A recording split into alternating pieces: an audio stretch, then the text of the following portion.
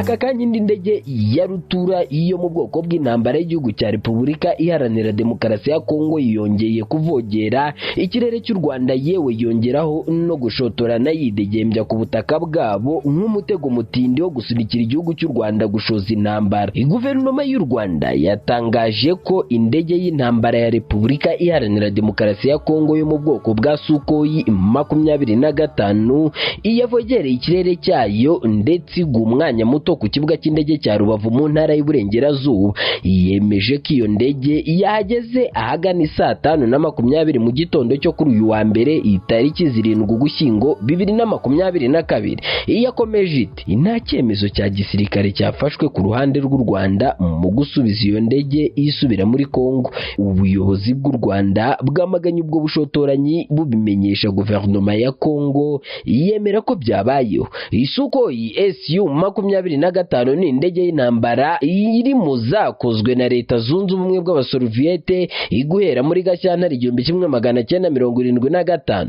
Izi ndege zikorwa n'uruganda rw'Abarusiya rwa Sukhoi kandi zikaba zifite n'ubushobozi bwo kugenda ibirometero 950 mu isaha imwe gusa. Ubu bushotoranyi bubaye nyuma y'uko kuri iki cyumweru amakuru ava muri Repubulika Iharanira Demokarasi ya Kongo yavugaga ko ikibuga cy'indege cya Goma kiriwe gifunze umunsi wose ikitegura indege z'intambara zagombaga kugera muri icyo gihugu. Ni mu gihe nanone umwuka mubi hagati y'u Rwanda na Repubulika Iharanira Demokarasi ya Kongo ukomeje gufata indi ntera, nubwo hakomeje ibikorwa byo gushaka uko uyu mwuka wahoshwa binyuze mu biganiro. Perezida wa Repubulika Iharanira Demokarasi ya Kongo Felix Tshisekedi yakomeje guca amarenga ikigihe ikigeze ngo atangize intambara ku Rwanda, nyuma yo kurwerurira ko uburyo bwa diplomasi butagishobora gutanga umutekano mu burasirazuba bw'igihugu cye. Ni mu gihe nanone kandi ubuyobozi bwa Repubulika Iharanira Demokarasi ya Kongo bushinja u Rwanda gutera inkunga umutwe wa M23 rwo rugatangaza ko nta shingiro bifite. Mu ijambo ryavuzwe ku wa kane itariki 3 Ugushyingo 2022 iryatambukijwe kuri televiziyo y'igihugu RTNC, Perezida Felix Tshisekedi yavuze ko uyu mutwe ufashwa n'igihugu cy'u Rwanda mu bya gisirikare n'ibikoresho urushaka imitungo kamere. Yavuze ko kandi gukemura iki kibazo Kongo irimo yari ifite amahitamo abiri, diplomasi cyangwa intambara.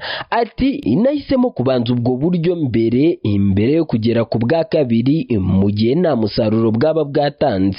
Yiyemeje ko uburyo bwa diplomasi nta mahoro bwigeze butanga, asaba urubyiruko kujya mu gisirikare ikubwinshi kandi kuko ari rwo rugamba kurwanira ubusugire bw'igihugu cyabo. Ati ku rundi ruhande ndongera gushimira ubusabe mperuka gutanga ku rubyiruko rwacu rushaka kwiyandikisha mu gisirikare, nibutsa amabwiriza natanze ku mugaba mukuru w'ingabo ubwo kwihutisha gushyiraho ibigo bifasha mu kwinjiza abasirikare bashya mu ntara 26 z'igihugu cyacu. Umujyanama wa Perezida wa Repubulika mu bya gisirikare n'umutekano General James Kabarebe aheruka kuvuga ko ubushotoranyi buhatira bushora u Rwanda mu ntambara nyuma y'imyigaragambyo y'abanyekongo bakomeje gutuka u Rwanda no gushaka kwinjira mu gihugu cy'u Rwanda ku ngufu. Yashimangiye ko mu ntambara utoranye uri burwane n'iyo utari burwane, ariko ugashyiraho akagozi umwanzi agomba kurenga. Yakomeje ati u Rwanda rurwana intambara zifite impamvu zigaragara zirengera igihugu cyarwo, ariko ntabwo rwajya mu bushotoranyi no gusubiza bitarimo ubwenge, ntabwo ari byo. Ubwo yayoboraga umuhango wo kwinjiza abaofisiye bashya 568 muri RDF, Perezida Paul Kagame yabwiye abasirikare ko ubumenyi bahabwa mbere na mbere atari ugutuma ibashoza intambara. Ati ntabwo dutangirira kukumva ko ingabo z'igihugu muri uyu mwuga ari zo kurwana intambara, ibyo biza hanyuma. Ubundi icyo zishinzwe ni ukurinda umutekano, ukurinda amajyambere. Iyo ibyo bihungabanyijwe n'intambara, ubwo nibwo nyine ibyo bindi biza. Nicyo navuze ko nyine biza hanyuma. Yakomeje agira ati itwe mu myumvire yacu aho niho duhera, kubaka, kwiyubaka, kurinda ibyo byose igihugu kigeraho. Bitandukanye rero no kubaka ingabo mu buryo zishoza intambara, ntabwo ari byo. Ubu bushotoranyi bubaye mu gihe kuva kuwa gatandatu tariki 5 Ugushyingo 2022 iba minisitiri b'ububanyi n'amahanga b'u Rwanda na Repubulika Iharanira Demokarasi ya Kongo ibahuriye muri Angola mu biganiro bigamije guhosha umwuka mubi. Ibemeranyije gukomeza bavugana ibiganiro bizakomezwa n'abayobozi bashinzwe iperereza n'umutekano w'igihugu. Umujyanama wa Perezida Yoweri Kaguta Museveni mu by'umutekano akaba n'umuhungu we General Muhoozi Kainerugaba yatangaje ko atabona M23 nk'umutwe w'iterabwoba nk'uko guverinoma ya Repubulika Iharanira Demokarasi ya Kongo ibivuga, ko ahubwo ari umutwe uharanira uburenganzira bw'abaturage bo mu bwoko bw'abatutsi muri iki gihugu. Ibi General Muhoozi yabitangaje ejo ku mugoroba tariki 6 Ugushyingo 2022, abivuze kandi mu gihe guverinoma ya Repubulika Iharanira Demokarasi ya Kongo yatangiye gushinja igihugu cya Uganda nacyo gushyigikira uyu mutwe umaze iminsi uri mu mirwano n'ingabo za FARDC. Mu busanzwe Repubulika Iharanira Demokarasi ya Kongo ivuga ko M23 ari umutwe w'iterabwoba idashobora kugirana nawo ibiganiro, ni mu gihe kandi abarwanyi b'uyu mutwe bo bavuga ko baharanira uburenganzira bw'abanyekongo bavuga ikinyarwanda bamaze igihe bahohoterwa ndetse ntibahabwa agaciro muri iki gihugu. M23 ivuga ko yongeye kubura imirwano kuko amasezerano yagiranye na guverinoma Iharanira Demokarasi ya Kongo atigeze yubahirizwa. Kugeza ubu M23 yamaze kwigarurira uduce dutandukanye turimo Bunagana, umujyi wa Rucuru, ikibuga cya gisirikare cya Rumangabo hamwe n'utundi tugiye dutandukanye. Ku cyumweru rero Muhoozi yabivuze abinyujije ku rukuta rwe rwa Twitter, aho yavuze ko M23 idakwiwe kurwanywa kuko ari abavandimwe. Ati kuri M23 ndakeka ari bibi kuri buri muntu kuba yarwanya aba bavandimwe bacu, ntabwo ari ibyihebe pe, iba ari kurwanira uburenganzira bw'abatutsi muri Repubulika Iharanira Demokarasi ya Kongo.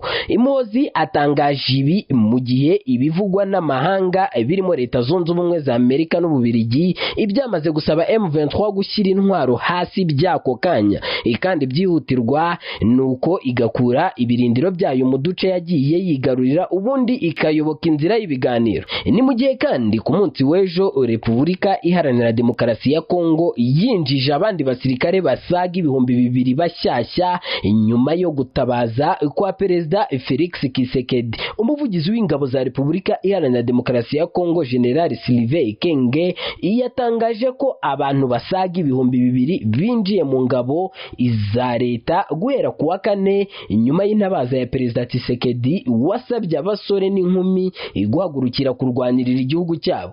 Ubutumwa yatanze avuga ko igihugu cyugarijwe n'umutwe wa M23, avuga ko urimo gufashwa n'igihugu cy'u Rwanda n'abasirikare benshi hamwe n'ibikoresho bya rutura. Yavuze ko kandi guhangana n'ibyo bikorwa Repubulika Iharanira Demokarasi ya Kongo ifitemo amahitamo abiri, ariyo diplomasi cyangwa intambara. Tshisekedi yakomeje ati nahisemo kubanza ubwo buryo imbere yo kugera ku bwa kabiri mu gihe nta musaruro bwaba bwatanze.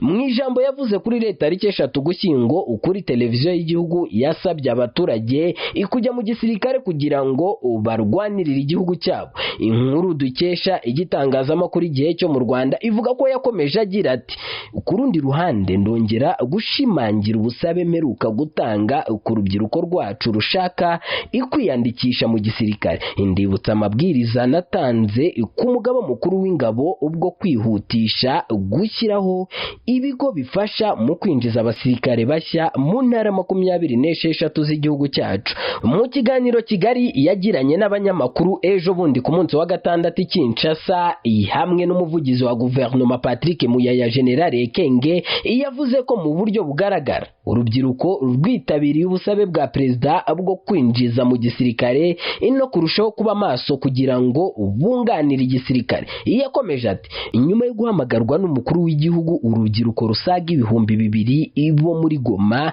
gusa kandi rwamaze kwiyandikisha. Yahishuye ko urubyiruko rumaze kwinjizwa mu ngabo ruzoherezwa mu bigo by'imyitozo bya gisirikare birimo Kitona muri Kongo Centrale. Muri icyo kiganiro kandi n'abanyamakuru, General Kenge yabajijwe ku mpamvu abasirikare bemeye guhara ibice ibya Kiwanja hamwe na Rutsuru bikajya mu maboko ya M23 kandi yari imaze iminsi isaga 150 ifashe Bunagana. Yavuze ko hafi ya teritwari ya Rutsuru yose imaze gufatwa. Kuva muri Kiwanja na Rutsuru nuko tutashoboraga kurwanirira ahantu hari abaturage kubera ko inshingano zacu za mbere nukurinda abaturage.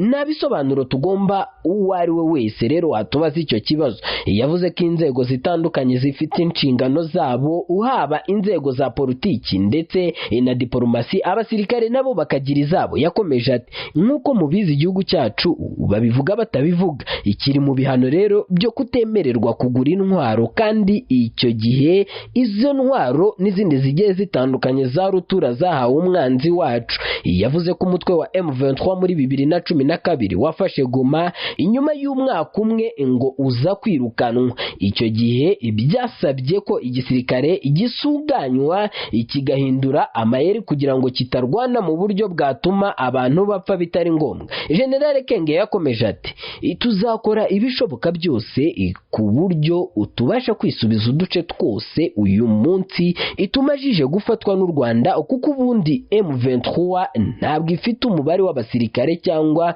ubushobozi. Abari hariya bose n'abasirikare b'u Rwanda n'ibikoresho byabo. Yakomeje ati ndabizeza ko nta santimetero n'imwe y'igihugu cyacu izasigara munsi y'ibirenge by'umwanzi wacu. Mu gihe Repubulika Iharanira Demokarasi ya Kongo ikomeje gushinja igihugu cy'u Rwanda kugira uruhare mu bibazo byo mu burasirazuba bwayo, irwo rushinja ko ntaho ruhuriye nabyo, ahubwo guverinoma ikomeje kuyobya uburari yihunza ibibazo byayo ikabyegeka ku bandi. Ku ruhande rw'igihugu cy'u Rwanda nacyo gihakana ibingibi, ahubwo kigashinja Repubulika Iharanira Demokarasi ya Kongo igutera inkunga umutwe wa FDLR, ukaba wiganjemo abarwanyi bavuye mu gihugu cy'u Rwanda 1994 muri Mata bakoze jenoside yakorewe Abatutsi.